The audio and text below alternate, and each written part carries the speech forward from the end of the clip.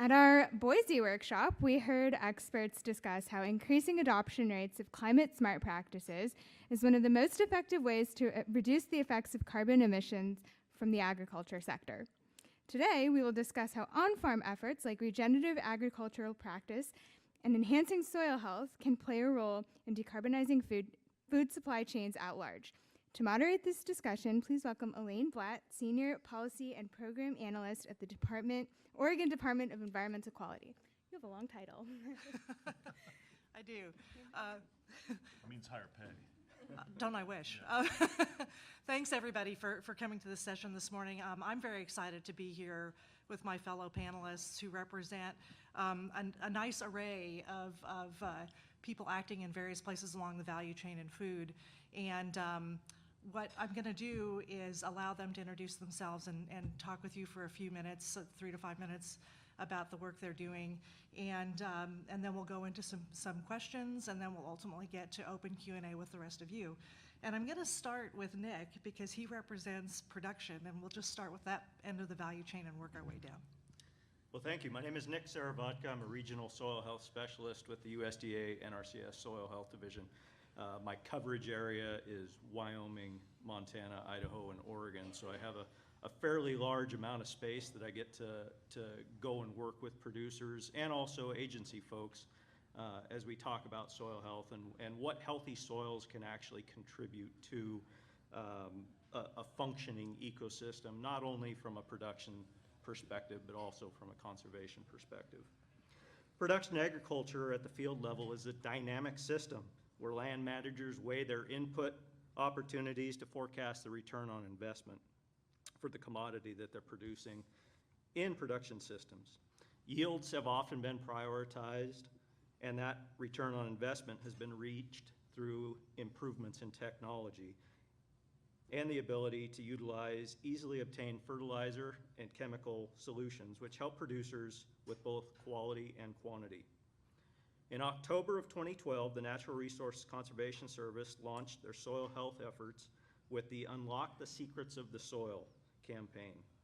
Then Chief Dave White was joined by the current chief of the NRCS, Terry Cosby, who is a state conservationist in Ohio, at the Dave Brandt Farm to announce the USDA NRCS's support of healthy soil management. From that point on, a focus has been made within the NRCS to promote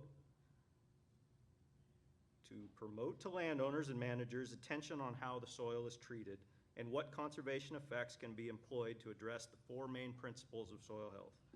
These principles include maximizing soil cover, minimizing soil disturbance, maximizing continuous living roots, and maximizing biodiversity. So if you look at those 4 principles, we're really breaking it up into protection and feeding that soil system.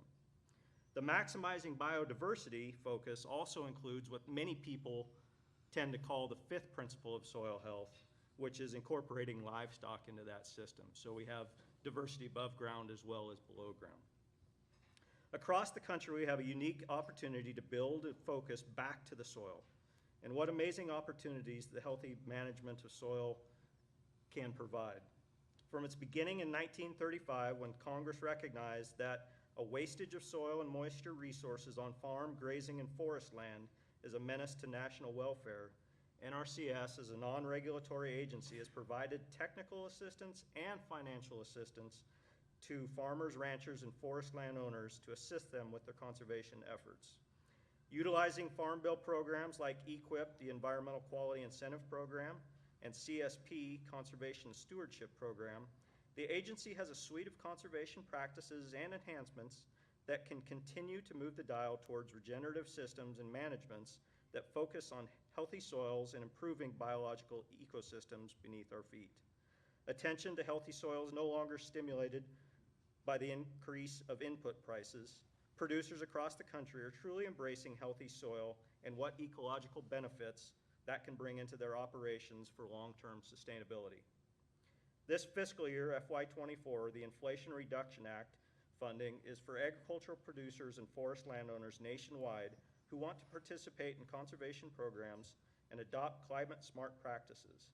These funds will provide direct climate mitigation benefits and will expand access to financial and technical assistance for producers to advance conservation on their farm, ranch, or forest land through practices like cover cropping, conservation tillage, wetland restoration, prescribed grazing, nutrient management, tree planting, soil carbon amendments, and more. Thanks, Nick. And now we'll move on to Paul as a manufacturer producer, next in the chain. Thanks, Elaine. Good morning, everyone. I'm Paul Snyder. I'm the Executive Vice President of Stewardship at the Tillamook County Creamery Association. We're a 115-year-old farmer-owned cooperative that makes cheese and ice cream based on the Oregon coast. Since our company's founding, our farmer members, owners, have been taking care of their community, taking care of the land. It's been a priority to them from the beginning. In 2017, our board of directors, which is populated by members of our farming owners, voted into effect a stewardship charter. This charter directed management as a matter of policy, not a matter of preference, to take into account 6 stakeholders when making decisions about how the cooperative is run. They include our cows, our farms, our consumers, our employees, our communities, and our ecosystems. And so since that time, since 2017, our cooperative has been a stakeholder-driven cooperative. We're a certified B Corp. We actually just got recertified last month, increasing our score up to 94. And 2 years ago, we made a climate commitment of reducing our scopes 1, 2, and 3 emissions 30% by 2030. And for us, that means interventions on farm. The grand swath of our carbon footprint is on our farms. And so ever since I came into role 5 years ago, we've been focused on on-farm interventions, whether that has to do with regenerative agriculture, digester strategies, food additives, you name it. We're willing to throw the kitchen sink at it in order to mitigate our GHG impact. We've got fantastic partners, including the NRCS and others around, both in private industry and in government. And we're very, very gratified. Probably our biggest news was in just about 4 or 5 months ago, we successfully applied for a RCPP $4 million grant for on-farm mitigation. So the 60 farming families that own our cooperative have got a dedication to this, and we're working really hard to try and do something about it. We think about methane every day, and we know that methane is not only a problem but an opportunity. But since it only lasts in the atmosphere 7 to 12 years, if we can actually get the global methane footprint down to where it was or less than it was 7 to 12 years ago, then we actually start being not part of the problem, but perhaps part of the solution. And that's how we think about things at Tillamook. Great, thank you, Paul. And Athena, wrap it up. Thank you, Elaine. Good morning. My name is Athena Petty, and I lead sustainability and our B Corp strategy for New Seasons Market. We're a 20, going on 21 store regional grocery chain focused on local and organic, mini regenerative products.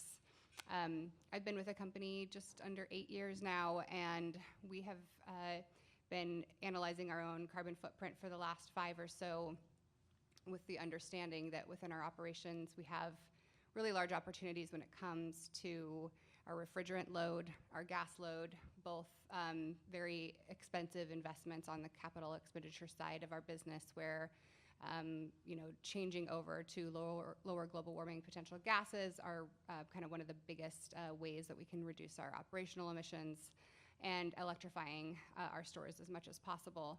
We're also really focused on food waste and packaging reduction. But the area of work that we've spent the most kind of effort on in the last couple of years is around working within our supply chain to understand where we can, as a grocer, highlight producers who are making investments in their soil.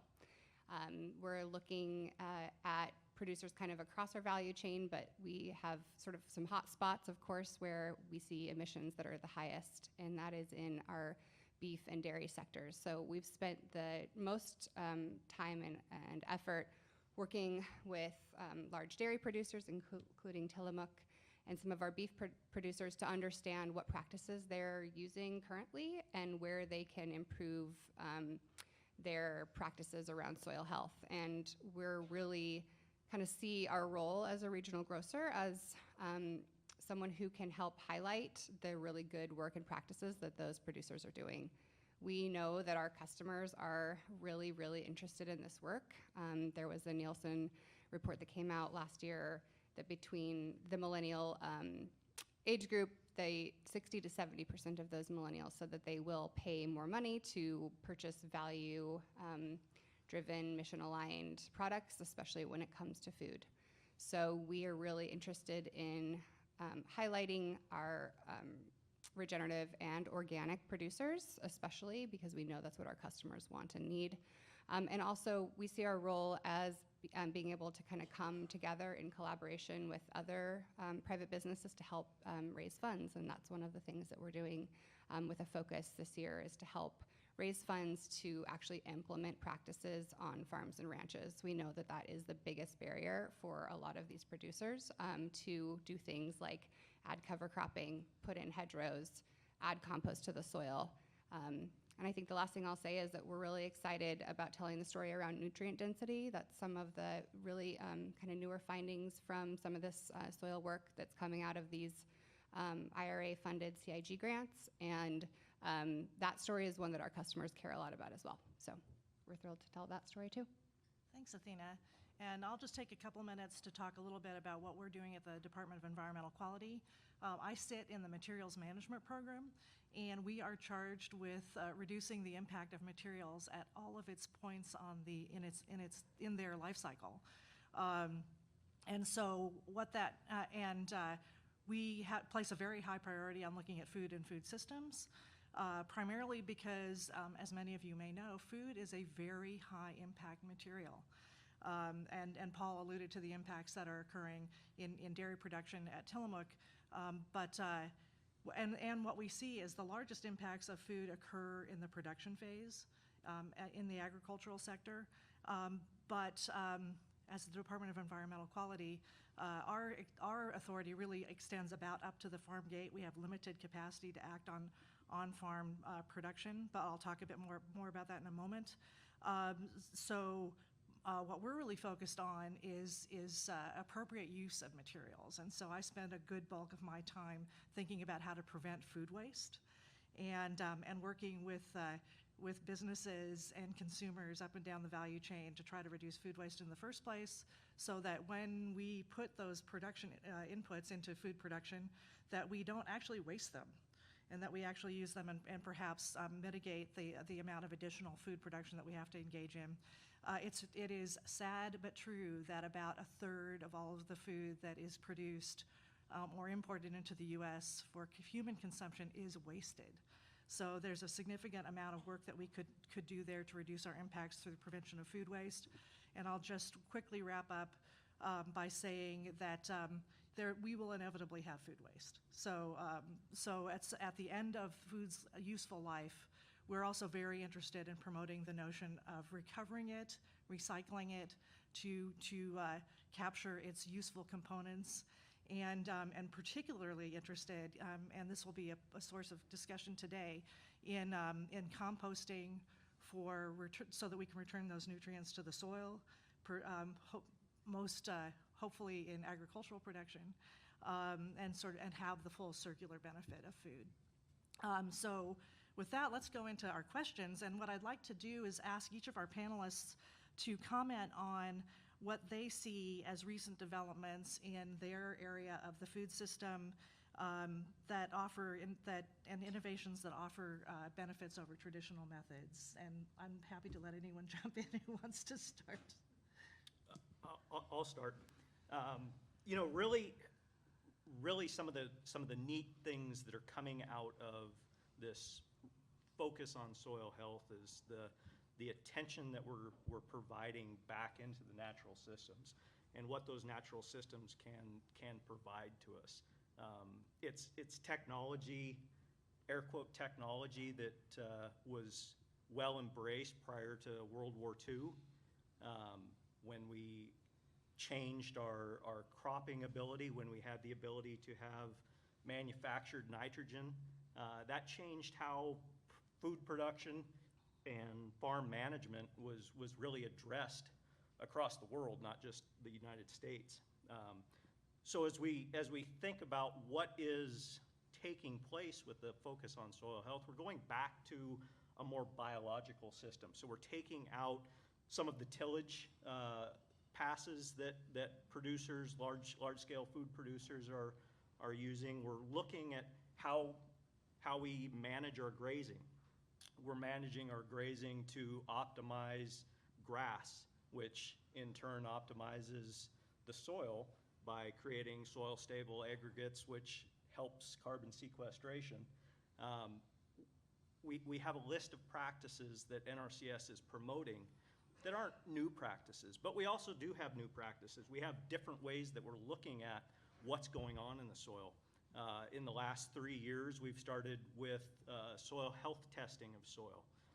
Prior to, we always did a nutrient extraction analysis to see what nutrients were there and what we had to add to the soil in order to produce more yield and better crops. Now we're looking at what the biological components of that soil are. What's the respiration of the microbial population in that soil? How is that benefiting the end result of a stronger, healthier plant? And what is that looking for? We also have new practices that are adding soil carbon into the system. So we're actually providing cost share through a soil carbon amendment for producers to add biochar, compost, or combinations of biochar and compost into the soil. So NRCS USDA's focus is now looking at how can we promote producers to look at their soil differently. And tongue in cheek, we always say if you like your soil, you shouldn't see it very much. But when you think about that, that's the truth. If we can keep it covered, keep it protected, we're moving the dial forward. Thanks, Nick. Thank you. Athena? That's really interesting. A couple things. I don't think it's over traditional methods, because I think that the methods that we're actually going back to and that Nick just spoke to are the methods that worked for a really long time for our soil. And so I think it's using nature-based solutions to help solve human-made problems, and industrial, conventional farming methods that created those problems. But I'm really excited by what we've seen in terms of the benefits to the people on the farms, and then the downstream freshwater and saltwater effects as well, because when farmers sort of are able to implement and then convert systems to ones that do not require chemical fertilizers and inputs, they are saving money. They're growing their own feed with the grass. They are, some of the systems, of course, are complex in terms of moving animals around, but many times it's not that complex. They've adopted systems where that holistic grazing method can be done in a really elegant way that works really well for the animals, so you have happier animals, as I mentioned, more nutrient-dense foods, and then the impacts and outcomes of that on biodiversity are huge in terms of beneficial insects, bird populations, stream health. Of course, that we see less eutrophication in the ocean because there's fewer chemicals going downstream. So the farmer impact, I think, is a huge part of the sort of ecosystem service of regenerative and organic agriculture that has been just really important to call out. And I think the farmer is often the one who we don't talk that much about and who bears the brunt of so much of this work. And what we're also hearing is just the cost difference for farmers.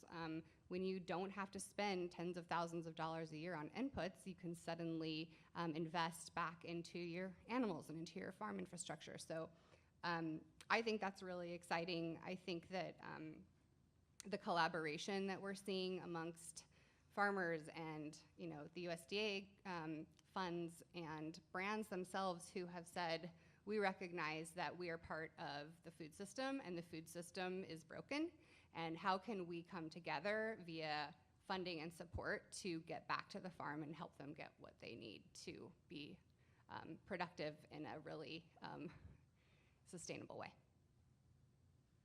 Thanks, Athena. So I talked before about throwing the kitchen sink at our footprint, and so I get excited by a lot of innovations. I'll mention just a couple. Some of them are just layups. I mean, renewable diesel. We transferred our entire fleet to that, which lowered our GHGs associated with that, by 20 to 30%. And oh, by the way, it's easier on the trucks. So the repair costs and maintenance costs are lower. So love stuff like that. We think we've solved things like being able to recycle plastic silage. If you've ever gone by a farm, you've seen big white bales. They're containing hay in there, and it's actually fermenting for the cows to eat, but it's been really hard to recycle because of all the organic matter, and we've got one of those up. But I'll talk about just two things that I think can be somewhat transformative for farming. Number one is food additives. Now, everybody's probably heard about seaweed and cows and stuff like that, and all that stuff is in the realm of academics right now, and we support them in their work. But we've been using a feed additive called rumetsin in a lot of our farms for a number of years. That lowers carbon or GHG equivalents by about high single digits. But there's a new technology called Bovaer. It's been approved in Europe. It's about to be approved here. That's something more like 30% reduction. We think we've gotten to a level of comfort that animal health is not compromised or impacted in any way. That is a non-negotiable for us. And then, of course, we think about product quality. So we're really excited about Bovaer and what that might be able to do in terms of on-farm emissions. It could be somewhat of a game changer. And then we'll wait for all you folks in academia to figure out the seaweed, and then we'll make cows carbon neutral, and that'll be great. The other thing that I think has transformed for our industry is insetting. It's a whole new financial model about getting dollars, investable dollars on farm. Athena's modest. New Seasons doesn't just talk the talk, they walk the walk. We've got a partnership with an insetting program on some of our farms right now. You've got fintech businesses like Athena and others starting to spin up. I think that in a world where increased scrutiny and regulation are going to mean that offsets sort of lose their value, insetting is going to, quite frankly, be the way to go. And so I think that as that continues to develop and mature as a market, as we take the lessons from what we learned about the limits of offsetting and actually sort of the challenges of offsetting, insetting could be something that really, really, truly changes the game. But one last point I'd like to make about innovation, which is for anybody who's worked with farmers like Nick and everything, they know that they're asset heavy and liquid light. They don't have a lot of dollars. And so you can have all the innovations in the world, but a lot of grant funds require match funding. That's really hard for a farmer to actually access those match funds. And they need technical assistance. All these innovations that are coming are, in my view, and I worry about a technical assistance bottleneck in terms of being able to support the farmers and get them to actually deploy these innovations on farms. They're already having trouble, quite frankly, finding repair people to fix their tanks and to fix their feed lines and all the rest of this type of stuff because rural communities are suffering. We start doing all sorts of new things on farm without the kind of technical assistance ecosystem around them. It's just going to be very hard for however a great solution it is to GHGs on farm. Getting them deployed is going to be bottlenecked. Thanks, Paul.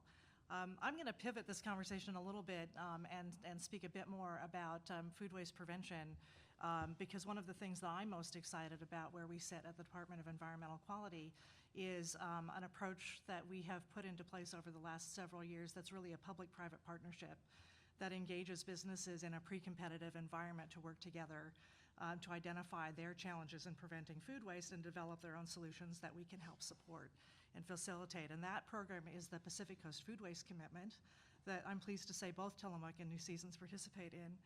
And it's a project under the auspices of the Pacific Coast Collaborative, which some of you may know is a political agreement among the governments of California, Oregon, Washington, and the Canadian province of British Columbia to work collectively to address climate issues.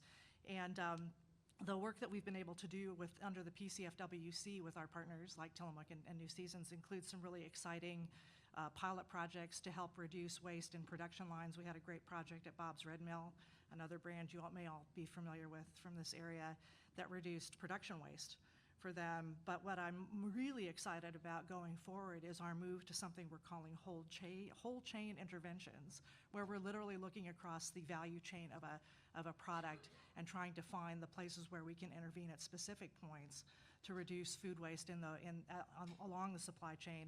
2 of those projects have been completed. One addressed strawberries, a very important fruit here in our region, and identified ways to better harvest strawberries, to use strawberries that wouldn't ordinarily be used because they don't meet spec, to help produce strawberries that will last longer so that places like New Seasons can sell them. And then the other project that we have just completed is a pilot around frozen potatoes that similarly identifies where waste is occurring in the supply chain for frozen tomatoes and how they're processed and ultimately how they're marketed in grocery retail. So we're really happy about those projects. And in fact, if you're really interested, the reports are posted online, and I can provide the links. Beyond that, but we're really proud of our work at DEQ, working with households. Households are responsible for probably about half of the wasted food in our communities, and that's not really surprising. And so we're aggressively trying to move out information to households about how they can reduce food waste in their own homes, through better storage, through some behavior change techniques around making sure that you use what you have, and so on. I'm going to move on. Sticking sort of with the current situation, I'm interested, Nick, if you wanted to expand a little bit more about the effects of regenerative agriculture and soil improvements, and how those might reduce, not only, might reduce the need for fertilizer and perhaps support efforts to conserve water. Sure, yeah. So if we think about soil as a living ecosystem, a living environment, which it is, we begin to reevaluate the input cost, the dollars spent on inputs going into that system, and think about what we're doing when we're sending money off farm to do something that the soil could provide, at least a portion, a fraction of what we're sending money off farm to purchase and bring in. If we can increase the amount of time that we have a living root growing in the soil, if we can increase the amount of time that natural intelligence, the plant functioning, is pulling carbon out of the air through photosynthesis and pumping root exudates down into the soil, we're attracting microbial populations. When we attract those microbial populations, we start the soil food web. When the soil food web starts functioning, it is helping to not only provide aggregation in the soil, so increasing the ability of the soil to withstand erosive forces. We're also increasing the opportunities for nutrient processing. When we increase nutrient processing, we're providing a platform for better, more healthy plants to grow and exist. When we have more healthy plants growing and existing, they're able to put more above ground biomass up, which provides the opportunity for more below ground biomass, and the system just keeps building upon itself. Lots of agriculture is annually based in the Pacific Northwest and the West. We put a crop in and pat ourselves on the back, harvest it, and then we walk away from it. Basically anything in a precip zone below 18 inches is not really suitable, air quote, suitable for annual crops. But that doesn't mean we can't look at that system differently and think about how can we address the opportunity to have a constant living root growing in that environment, putting those root exudates down, holding that soil together, binding that soil, and resisting erosive forces. If we shift and function or shift over to thinking about livestock and how livestock management can address that opportunity to promote plant health, thinking about how we graze, how heavily we graze, and what that plant looks like after a grazing opportunity takes place is important. We know that once we hit somewhere right around 50% removal of above ground biomass, we start to see root die off. When we see root die off, the plant is basically struggling to be able to put more above ground biomass back. So our recovery period extends because the plant is going to have to put more energy down into producing roots that sloughed off through the die off before it can start growing up above. But because it's having to put above ground biomass on to make the roots, we're hamstringing ourselves in regenerative functions of that grazing system. NRCS is also now looking at healthy soils and forests and how forest processes take place, forest management, and what the biomass cycling looks like in forests.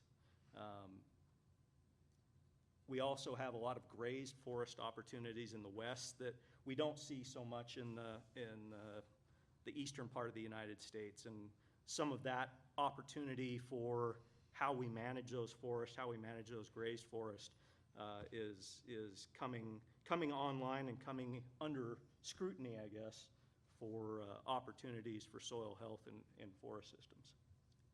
Thanks, Nick. I know Paul and Athena, you've both already sort of touched on this area, but I'm curious if you wanted to share some lessons that you may have learned about how producers and grocery stores can collaborate to market locally produced foods, reduce packaging waste, and decrease the carbon footprint of food systems. Want to go, Paul? Sure, I want to talk about packaging for a little bit, and then, because I think Athena's been a great leader in terms of some of the locally sourced stuff. You know, I think a lot about the nexus between packaging and food waste. You know, we have technologies out there, bamboo-based technologies and stuff, that we could put our cheese into that tomorrow, but it would increase the food waste appreciably. And as you observed, we're already throwing away a third of our food. If the food system is somewhere around 30% of the global carbon footprint, that means 10% of our global carbon footprint is generated just for the purpose of making food we throw away. So that, you know, it's a very, very tough thing when we think about it for us. We have packaging goals. We work with we call our customers our retail partners, or our retail partners are our customers. So we work with folks like New Seasons. We talk to them about this. We talk to Costco, Walmart, Albertsons, and everybody else. And it's really, really hard. We all recognize the challenge of this. Kroger's got a big program called 10 by 20 by 30 about addressing some of this stuff.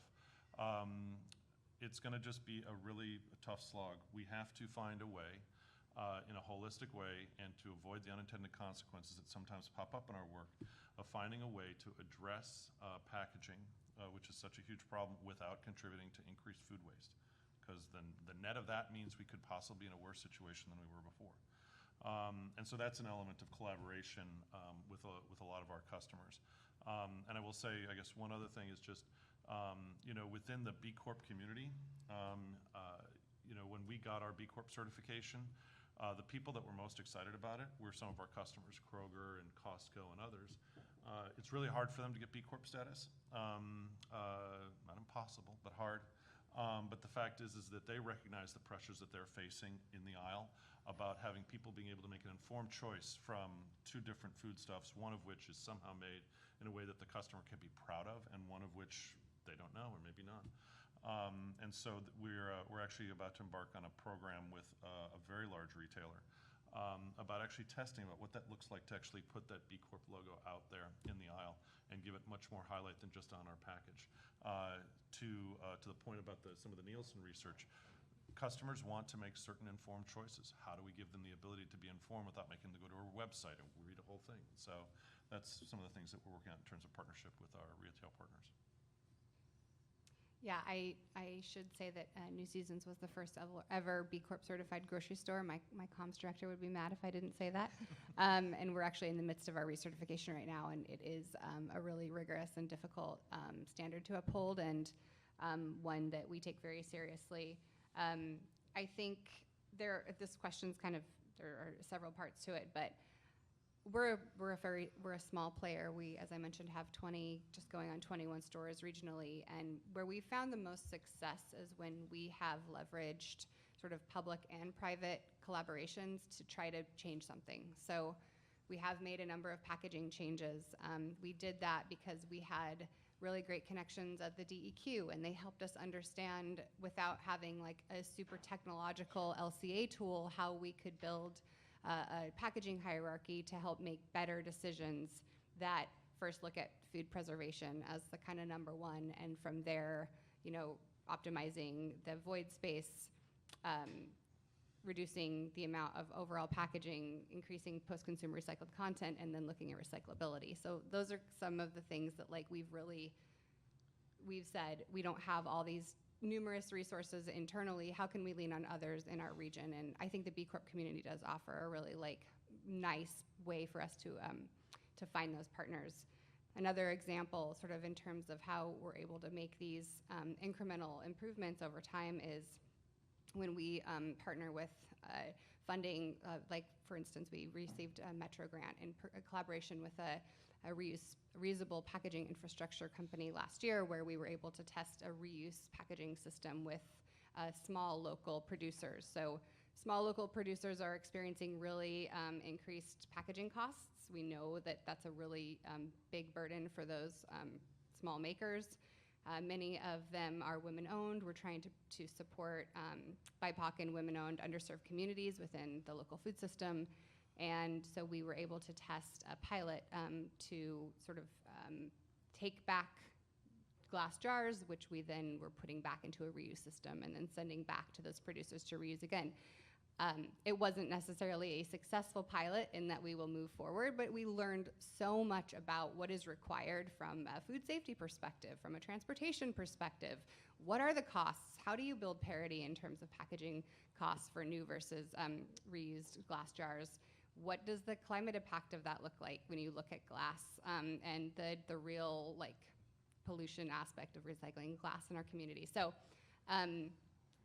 not to just keep saying the same word over again, but I think that we just really rely on funding mechanisms that we can all go in on together. As Paul mentioned, there are a number of activities that Tillamook and New Seasons are going in on together to just help boost funding for farmers. Same with packaging innovations. So we're collaborating, we're looking out to see what kind of innovations are coming up. I think the Recycling Modernization Act is a really good example where we're seeing a bunch of innovation coming to light, and we're excited to attach ourselves to those places where we think that we can play a role. So all of these things stack up to help us reduce the overall environmental footprint, carbon footprint of the food system. We're really focused on regional food systems. We consider our food shed sort of within 500 miles, from the coast to Eastern Oregon, Washington and Northern California. And it's really amazing how many activists and thought leaders and innovators and funding there are in this region. And so we've just been really working to kind of understand how we can play a role within that system. Thanks, Athena. And I do have to just give a shout out to Tillamook and to New Seasons on this issue of packaging, where they've been leading. As I mentioned early on, DEQ concerns itself with the life cycle impacts of food. And if you look at the food value chain, you will see that packaging plays a very, very small role in the overall impact of food. So what we like to tell people is pay more attention to the food that's inside the packaging. None of us likes to see a bunch of extraneous plastic packaging and other stuff, but as Paul pointed out, sometimes that packaging actually plays a real role in reducing food waste, and for that reason we ought to be thinking about it. Like the last panel, we're reaching a point where I want to open the floor to the rest of you to ask questions, but we have plenty more questions on the list here if we still have time. Thank you all. Super interesting. So you all have mentioned that farms are asset-heavy, liquid-light. I'm wondering to what degree markets for ecosystem services are a viable revenue stream for farms to help encourage them to do more sustainable things? If I understand the question, you mean in terms of an offering, a service offering to farms to help them implement? Well, there's ecosystem service credits. Yeah. So the degree to which they can access those markets. Yeah, again, it's for them. I'll just speak for farmers. It's just a question of how do they get it done?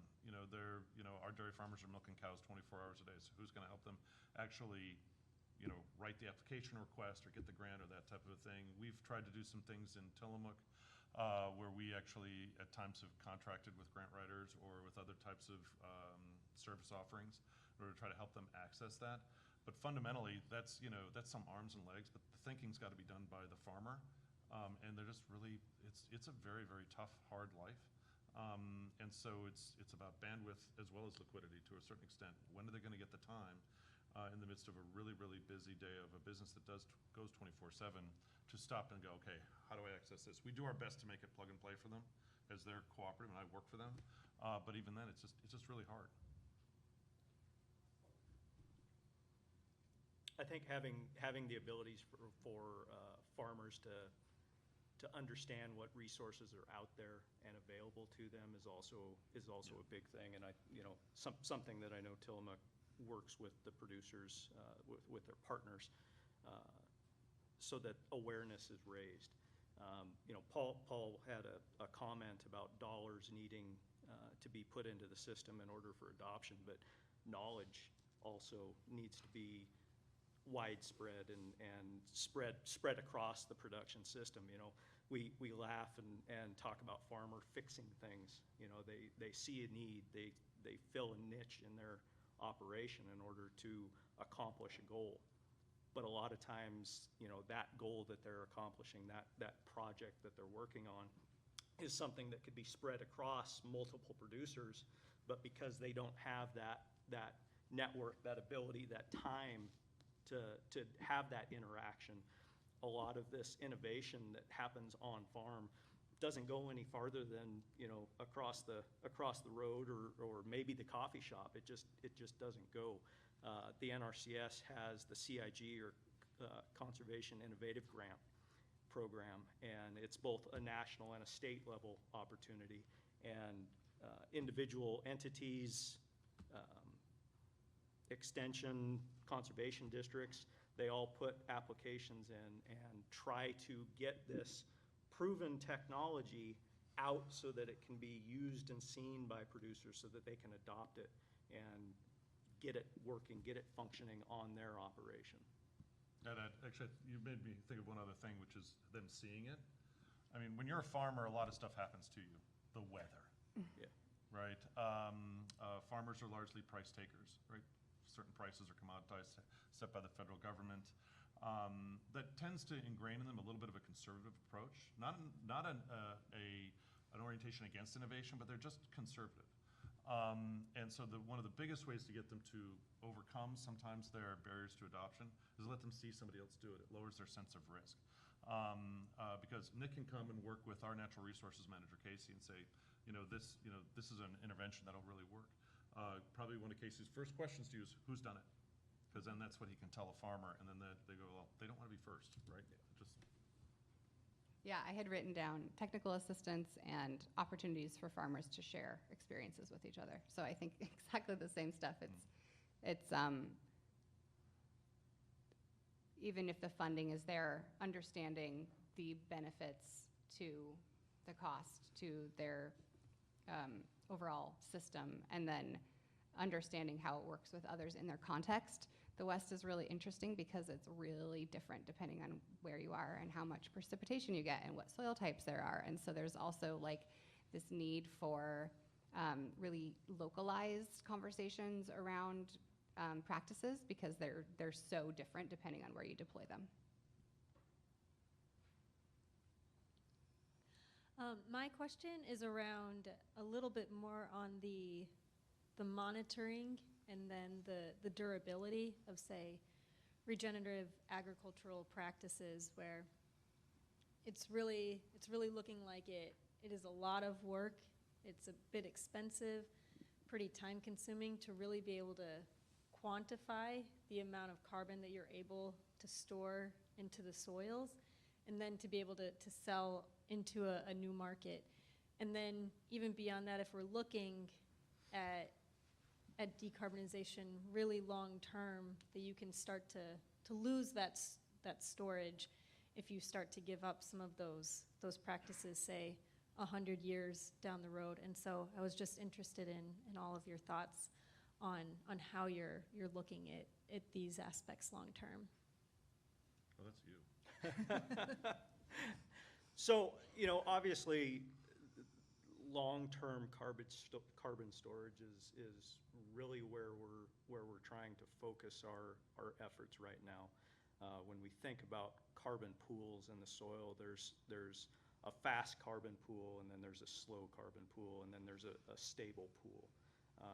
you know, and if we think about the ecosystem beneath the soil surface, you know, that plant material breakdown is going to be a fast carbon pool. The microbial populations that are breaking down those residues, those roots that are sloughed off, the remnants of an annual cropping system. That's going to be a fast pool.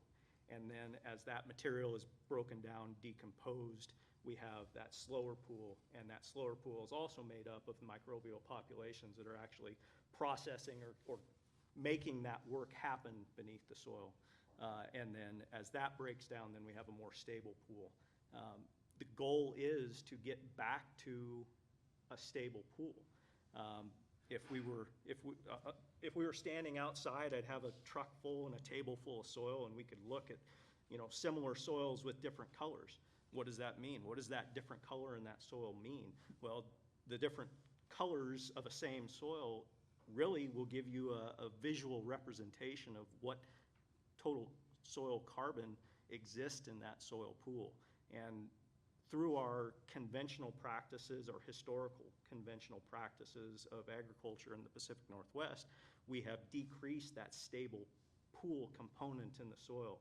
And so thinking about how and why we are performing managements in the soil through all land uses, through range, pasture, forest land, or commodity crop production agriculture, thinking about what we do and how we do it, and what the long-term result is going to be through that management is something that like I said in my opening statement, farmers are really starting to embrace and starting to think more about what's the long-term sustainability of my decision-making now, and is my farm going to be available for my children and grandchildren moving down the line.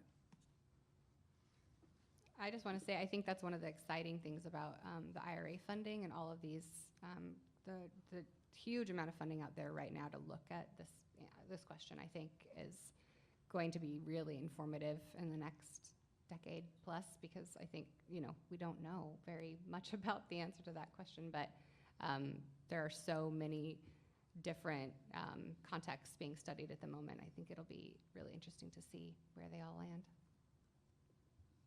And then I'll just add the way that regenerative ag contributes not just to decarbonization, but also just to more resilient farms that will be better able to cope with the adaptation to climate change as we move forward, and reduce other uses of other environmentally harmful fertilizers and pesticides and so forth is something we're very excited about and interested in at DEQ.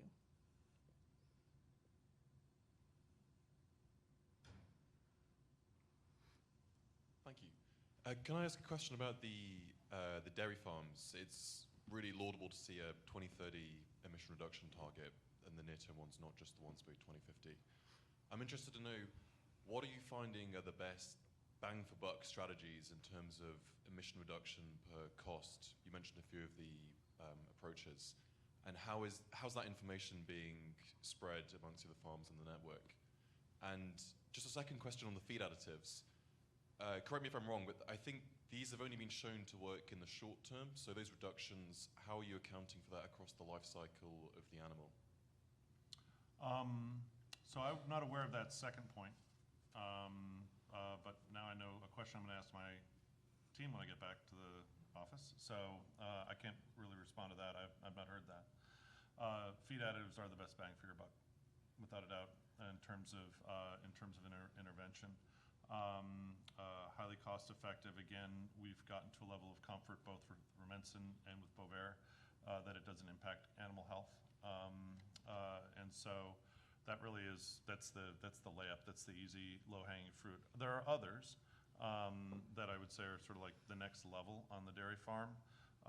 You know, digesters over the long run can really provide, especially if you're using them in a closed loop system, you know, to either power your mechanized equipment or whatever, can be really powerful. I think those are the two that I would say are like the most cost effective. There are other ones that are longer term. We've talked about regenerative ag. A lot of our farmers already do it. We're getting better at it. And then there are a bunch of strategies that are emerging, I would say, that we're taking a look at that have promise, but we're not sure yet.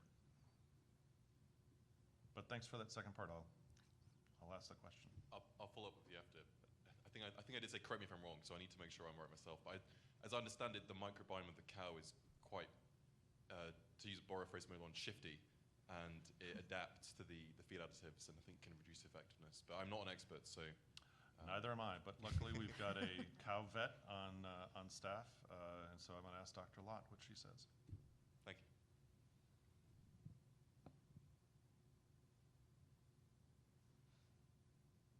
I've got one for y'all.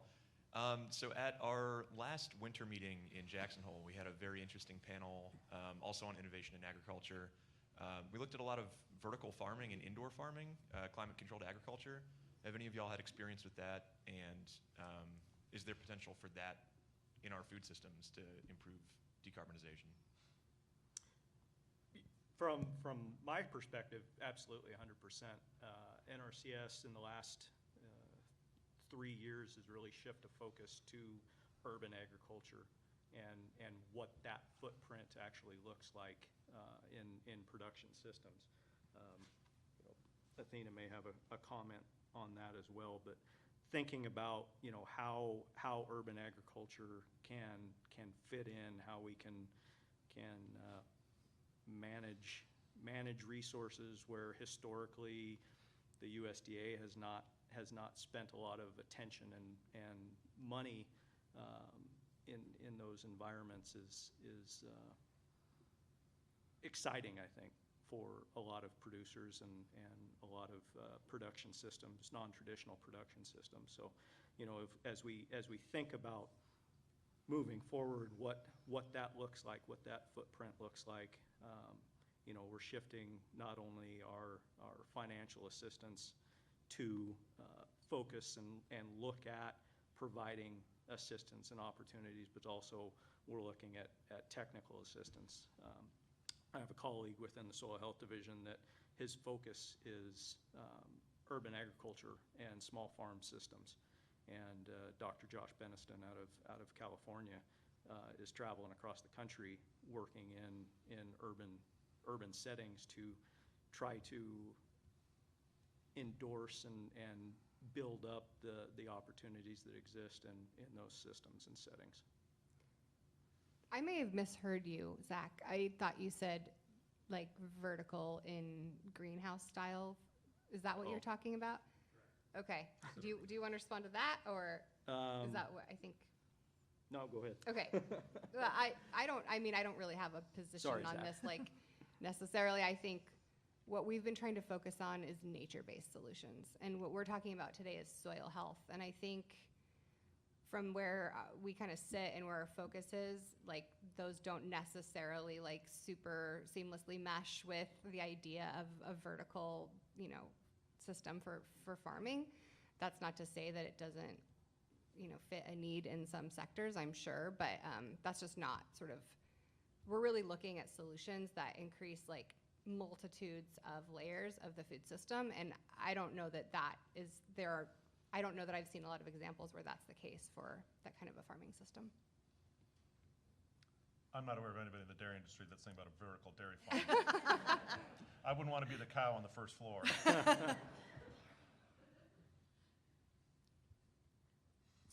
So if there are no other questions, we have 3 minutes, and I'd just like to invite my panelists, if they've got any final thoughts that they want to share, particularly about direction, techniques, research areas, new developments that you're most looking forward to.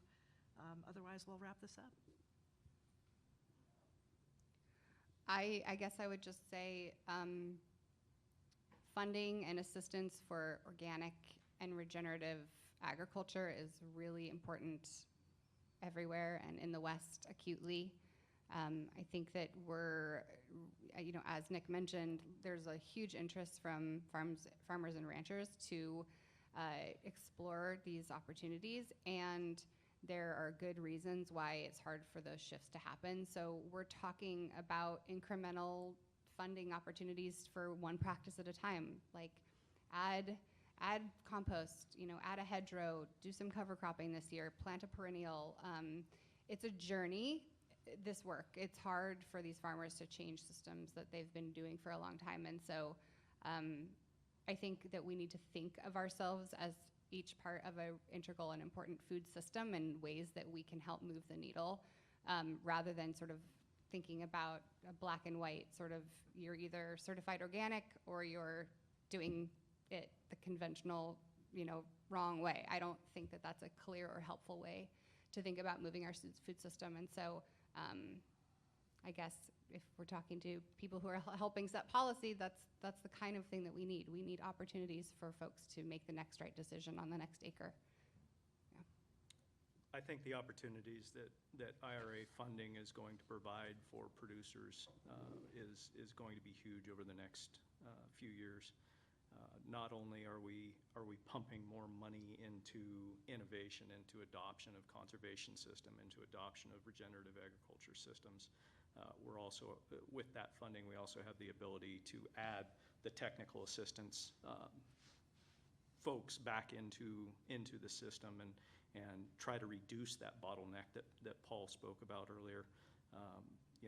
We have lots of innovation, lots of opportunity out there, but if we don't have the manpower to get it on the ground, to get that funding out to producers so that it can be used effectively and efficiently, we are not doing ourselves any favors. So the opportunities that IRA funding through the CSP and the EQIP program as the two main Farm Bill programs for conservation really is going to be a benefit in the near future. And I think that's something that we can all be proud of. When you think about how Farm Bill programs work, we're supposed to be incentivizing producers to try conservation. We don't try to say that it's paying for conservation. We're trying to make it apparent that this is a good process for your operation. This is a good process for your system. And this is something that can function beyond the Farm Bill financial assistance. This is something that can function in order to keep your farms living and functioning. I agree with everything that's been said, though. I think the one thing I would add is I think we have a real opportunity here about bridging the rural-urban divide. Consumers are getting increasingly interested in where their food comes from and how it's produced. The agricultural sector is coming to an understanding that they need to tell a story about how people's food is produced. And whether that's a story about a small farm, a medium-sized farm, or a big farm. There is an opportunity for a discussion that will lead to greater understanding and appreciation on both sides. That's a discussion, not a judgment, either way. And I think that is something that this country can really benefit from. If we can find a way through the food system, something that quite frankly is foundational to our existence, to have a discussion that is based on understanding and appreciation and empathy, both sides for the other, I think that's something that can deliver benefits across the board, even outside what happens on the dinner table or in the fields. Thanks, Paul. And thanks, Paul, Nick, and Athena. I really appreciate your participating on this panel this morning. And thanks to all of you for listening to us. Thanks, Elaine. Good job, Elaine. Thank you.